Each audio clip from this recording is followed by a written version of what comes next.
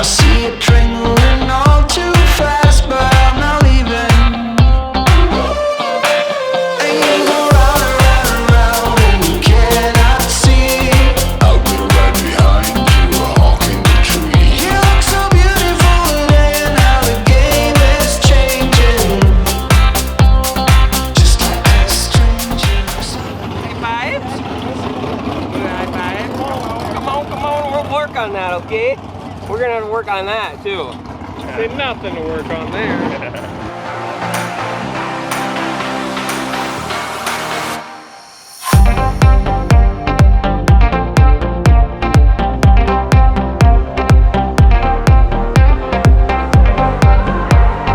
Show Dad your shirt. What's on your shirt? That is a cool shirt. Where'd you get that? From you. GallStarTV.com. Get your own. This one mine. You need to get your own. Say it really loud. See really loud. No, say you need to get your own really loud. You need to get your own really loud. GallStar TV. They're nuts.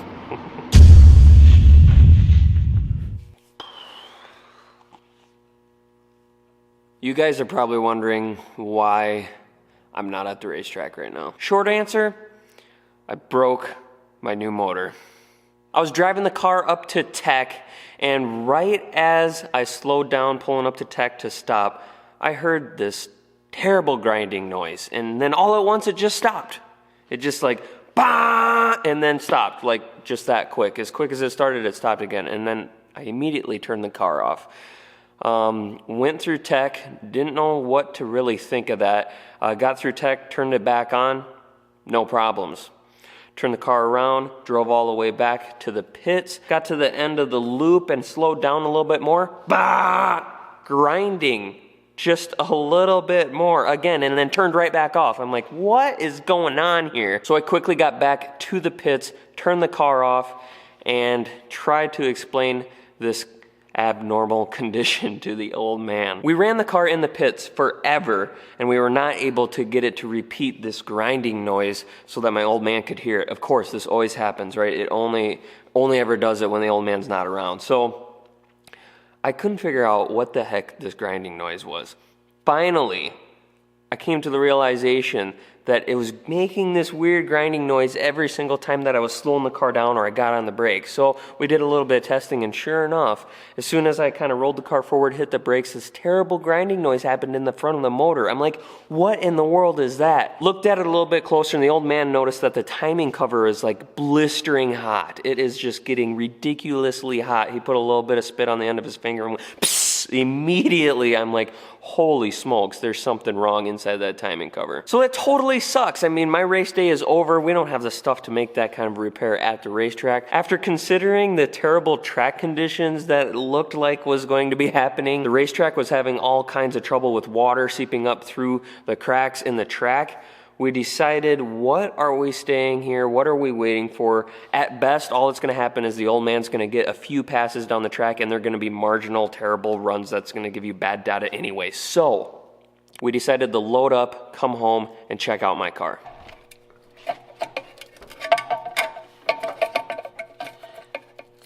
Cam button's in there. So what the heck happened? To be honest with you, I'm wondering if we're looking the right place now. Oh, wait a minute. There's where it's hitting the cover on the Chevrolet embossing. Oh my gosh. So the chain is hitting it? What is that? Moving? These bolts Oh. are hitting this cover. Well then how come that was the noise though? Yeah, for sure. Right there on that Chevrolet embossing. Holy smokes. Nutty. Now we gotta figure out what we're gonna do to change this somehow. I could not believe the adjuster bolts on the cam timing pulley, the little adjuster bolts, were actually hitting inside of the timing cover right on the Chevrolet letters, like the fancy timing cover that has like the embossed Chevrolet letters and then the bow tie. It was hitting the inside right where those letters were embossed. I'm like, are you kidding me? Because of course this is a roller cam, so that camshaft floats back and forth in there just a little. The camshaft was walking forward against the timing cover. I know there's supposed to be a cam button in there. There was a little cam button in there, but the camshaft is walking forward. So every time that I slowed the car down, the RPMs would go down, of course, and then that camshaft would try to walk forward. It's supposed to hit against that little bearing, the little cam button. It's supposed to hit against the timing cover. That's what you want to happen, but of course these little letters were embossed in there and actually grinding against those adjuster bolts. And I'm thinking, holy smokes, how lucky is that? Easiest fix ever. So we ended up just bending the timing cover out. We messed with it a little bit, put some putty in there and make sure we had the exact right clearance that we needed against that cam button. Little modification.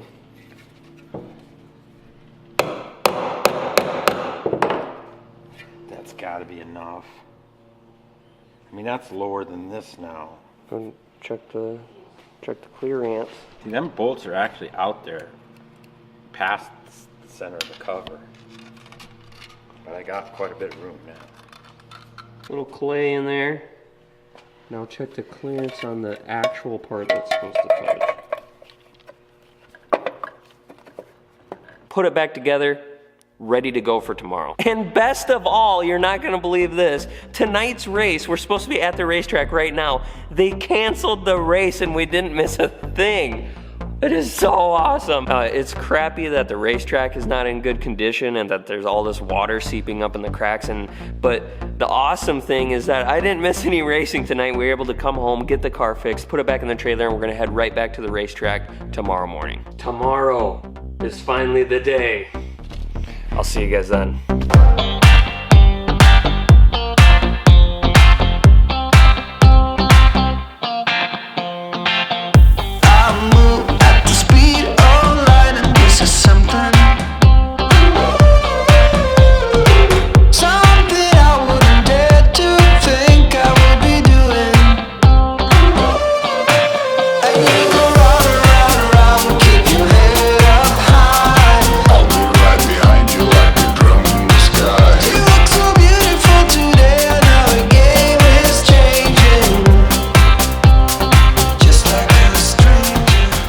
Guys, we made it back down to the track finally. The car's in one piece. Hopefully today is the day we find out what she's gonna run.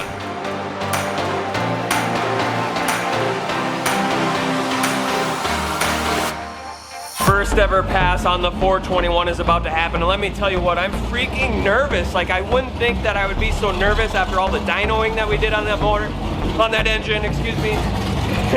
People have been calling me out for that. You wouldn't think we'd have so many nerves, but with 0 test and tune passes on it, a rain out, water out situation yesterday, no racing, no time on the track. I'm just nervous. The first time on the track is going to be a qualifying pass. This is the actual race that we want to run in, but I mean, you'd think I'd have more confidence, but this year with all the changes, I'm nervous, you guys.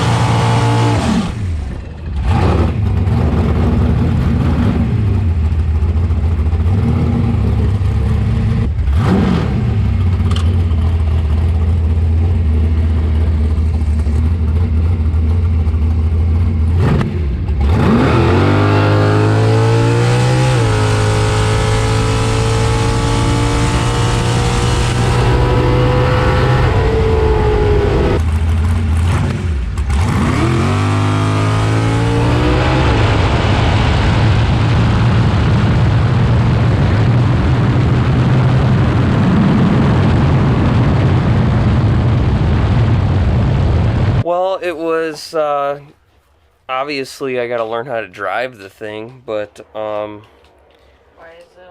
happy with how it went, I guess. Oil pressure was right where it needed to be during the whole pass. Fuel pressure looked good. All of that stuff is just dandy. I was happy with that. Not used to running this new race gas carburetor, so obviously when I punched the throttle, the car just died immediately, and you know, it did it in the burnout, and I thought to myself that I really needed to ease into it, and I thought I did, but you know, it's like muscle memory. You do this so many times, you learn it. I mean, for years and years and years, I've done the same thing over and over as far as, you know, how I floor the car on the starting line, so it's pretty difficult to change that. So there's a lot of, you know, little things to get used to. But to clarify expectations for today, yes, it is a race day today. We are entered into an actual race. There is no test and tune. We did not get a test and tune weekend.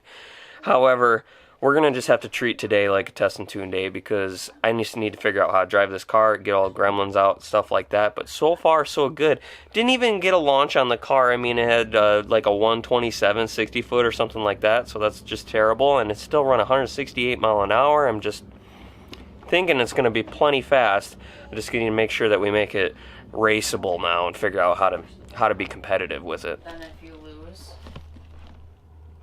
you can just keep test and tuning. Let's not talk like that already. Gee. When you lose, you can continue to test and tune. Yeah, I guess that's true, but come on. It's way too early for that.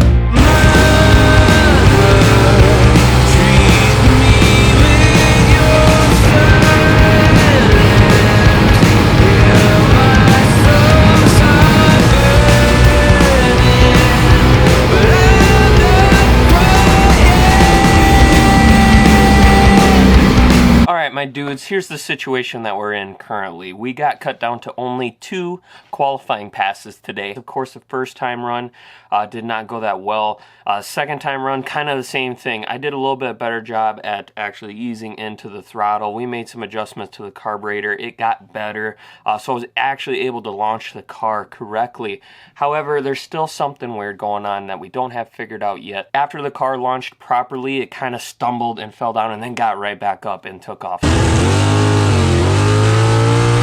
Still working on trying to chase that gremlin out of the situation, but no more time hits for today. Now we're going into an actual round of racing, which, you know what, the confidence level is like pretty low right now. We're gonna go do the best that we can. I rolled a little bit out of my box and we're gonna be dialing about an 805. I just ran an 8 flat. How lucky was that? I dialed an 8 flat, ran an 8 flat with the car stumbling on the starting line. I'm gonna dial it up a little bit and just, you know, do one of these because the expectations here are pretty low for today.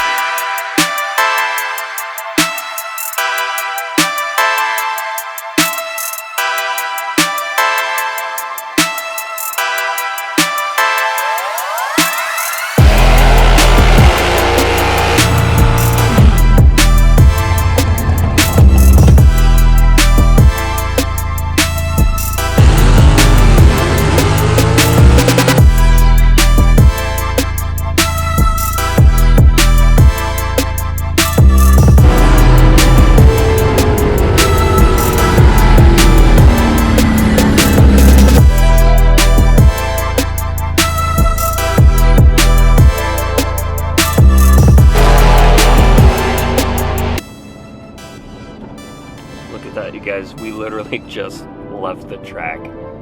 Oh, and now, look, she's awake still. We did not have a spectacular day of racing today, but that is pretty much to be expected. A brand new combination. We went out first round. I knew that I had to have my box set on kill if I wanted any sort of chance to possibly get by first round today. So I set the box on kill and I ended up turning the red light on by 001. I wanted that to be 001 green. That's literally about how I had it set. So ended up going 001 red first round. But you know what? We had gremlins in the car. The car continues to just stumble right off of the hit. We spent the rest of the day really just trying to chase that gremlin out of the car. We changed all kinds of things. First, we just continued to mess with the carburetor, idle mixture, float levels, all of that stuff. Nothing seemed to work. We've been trying to study where the fuel pressure had been all day, but the fuel pressure gauge is just like... It was really difficult for me to get an actual reading as to where the fuel pressure actually was going down the track. So finally, we decided to turn the fuel pressure all the way back down so that it was idling between 3 and 4 pounds. We're sitting at about 6-7 pounds going down the track for the most part.